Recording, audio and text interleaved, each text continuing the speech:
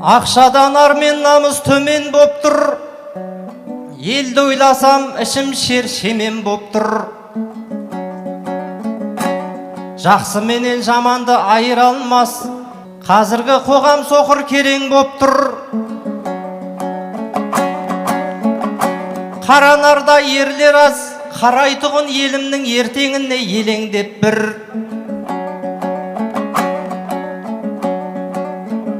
Ардабегің айтқандай шыныменен қазақша сөйлеу қазір өлең боп, өнер боп тұр.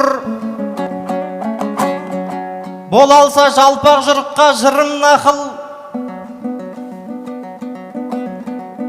Бір ойды ақтарайын бүгін батыл.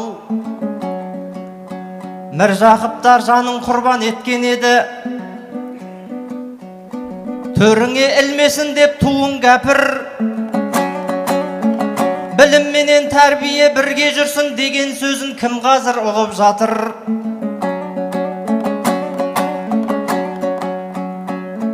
Тәрбиенің барлығы ең алдымен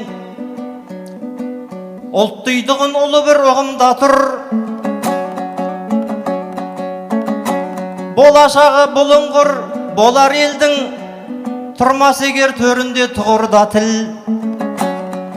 Осы күні телефонға қарай қалсаң, батыс сөз мәдениетін тығып жатыр.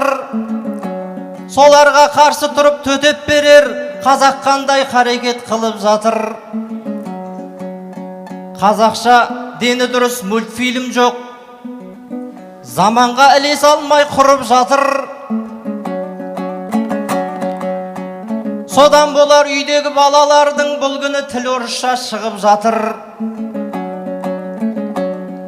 Маша мен медведь көріп қызың жатыр, синий трактор тамашалап ұлың жатыр. Ертерек қам қылайық, бүгіннен бастап жұртым қам қылайық, болмасын десең ертең құның бақыр. Әйтпесе тілімізді түбіменен синий трактор кеп алып жұлып жатыр. Ай